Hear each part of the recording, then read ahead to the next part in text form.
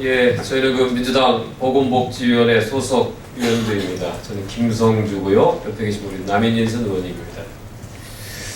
저희는 지난 복지부 장관 인사청문회에서 문영표 후보자 스스로 법인카드의 사적 사용이 드러나면 스스로 사퇴하겠다라고 하는 말을 했음에도 불구하고 여지껏 어떤 언급도 없고 이 문영표 후보자를 박근혜 대통령께서 임명을 강행하려 한다고 하는 보도를 접하고 이에 관련된 입장을 전하기 위해서 나왔습니다.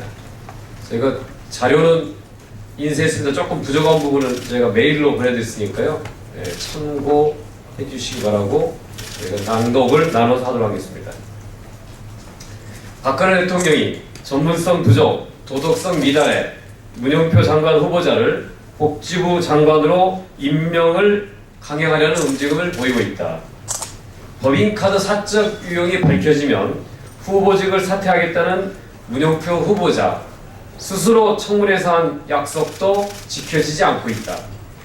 문영표 후보자는 연금을 제외한 다른 복지 분야와 보건 분야에서 의원들의 질의에 잘 모른다는 답변으로 일관했다. 아무런 답을 내놓지 못한 준비가 안 된 장관 후보자였다.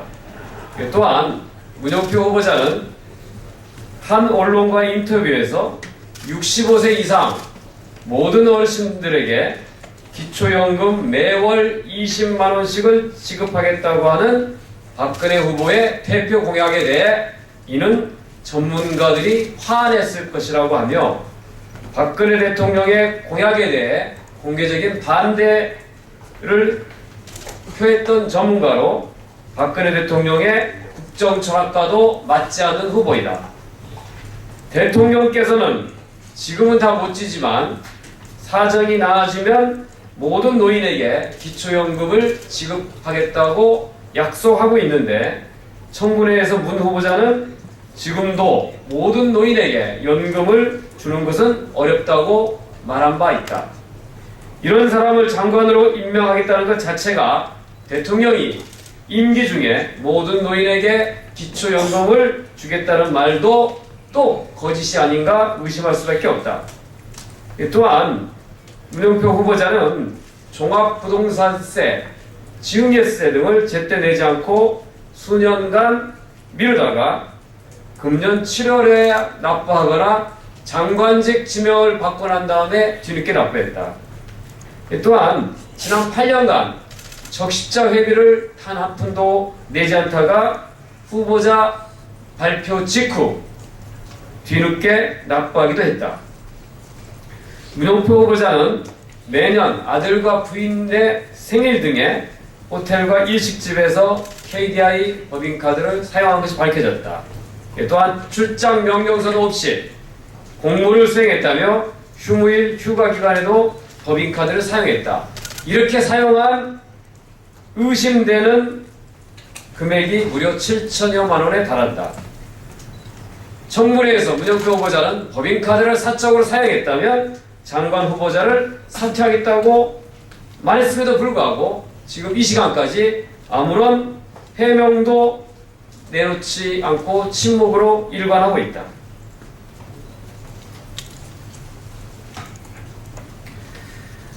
문영표 후보자를 낙점하고 대통령에게 보고한 김기춘 대통령 비서실장도 청와대 국정감사에서 문영표 후보자에 대한 검증이 미흡하다고 인정했다.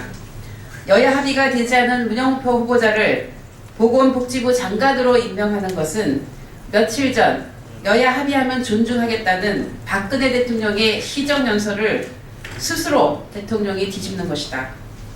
공적인 마인드가 부족하고 전문성도 취약하고 연금에 대한 철학과 소신도 박근혜 대통령이 열심히 주장하던 보편적 기초연금과는 전혀 맞지 않는 사람이라는 것이 명백히 밝혀졌는데도 장관으로 임명하겠다는 것은 야당과 국민들의 반발을 무마하고 기초연금 파격을 완성하려는 것으로 박근혜표 생애주기형 맞춤형 복지가 끝나고 돈에 맞춘 복지의 시작을 노골화시키는 것이다.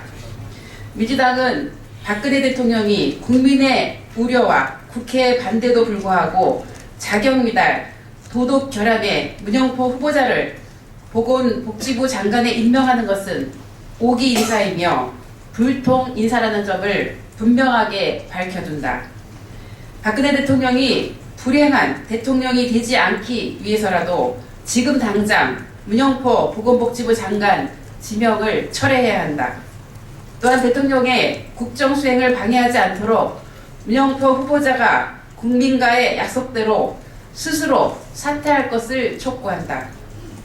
민주당은 전문성과 도덕성을 무시하고 국민의 뜻과는 상관이 없이 문제가 많은 문영포 후보자를 보건복지부 장관에 임명할 경우 국민의 분노와 국회의 반대를 피해갈 수 없음을 강력히 경고한다. 2013년 11월 20일 국회 보건복지위원회 민주당 위원 일동.